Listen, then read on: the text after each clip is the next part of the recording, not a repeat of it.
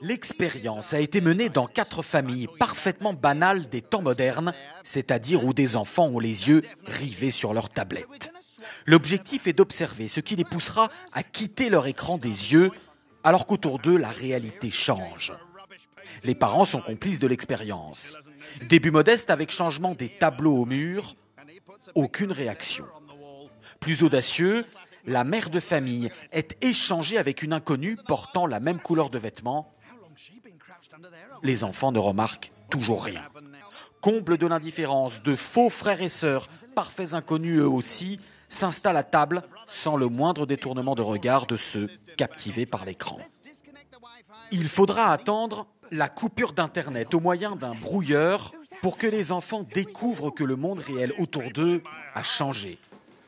Cette expérience, menée par une marque alimentaire pour promouvoir les repas en famille, a été réalisée sur un ton léger, mais sa démonstration est extrêmement préoccupante pour cette spécialiste des addictions. Plus les enfants passent du temps devant les écrans, moins ils regardent directement les autres dans les yeux. Et sans regard direct, on ne lit plus les codes sociaux, donc ils n'apprennent plus à vivre en société. Il y a donc des effets directs sur le cerveau et l'apprentissage, similaires à ce qu'on observe avec n'importe quelle substance addictive, y compris les drogues. Une vraie drogue, le mot est lancé.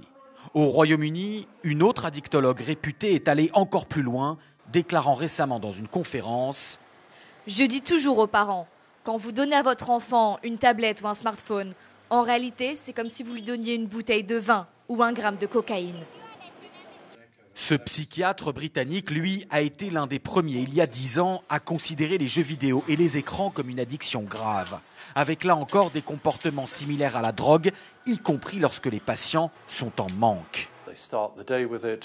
Ils s'y consacrent dès le réveil, repoussent leurs toilettes, ne prennent pas leur douche ou leur petit déjeuner pour être tout de suite sur les réseaux sociaux. J'ai eu des patients à la clinique qui, privés de leurs écrans, devenaient suicidaires, devenaient violents. J'en ai eu qui nous menaçaient avec une batte de baseball si on leur coupait leur connexion Internet. Sans atteindre une telle extrémité, la famille Cook subit cette dépendance aux écrans. Le fils sur son smartphone, la fille sur sa tablette, et des parents qui se sentent dépassés. Quand je vois les réactions de mon fils, si on lui enlève son portable, c'est une addiction. On va peut-être devoir faire une intervention. Je plaisante pas, c'est comme un drogué. L'intervention, cela peut être ceci, un sevrage, qui utilise là encore les mêmes techniques que pour les addictions à la drogue. Au Royaume-Uni et aux États-Unis, de nombreuses institutions proposent des cures de désintoxication en pleine forêt. Ce jeune homme est là depuis plusieurs semaines et semble littéralement renaître. Je commence enfin à me dire, va dehors, il y a un monde entier à voir et à explorer. Et quand tu ne fais que fixer ton écran, c'est vraiment malsain. Des cures loin du monde technologique. Dans ce centre, il n'y a qu'un seul téléphone du siècle dernier.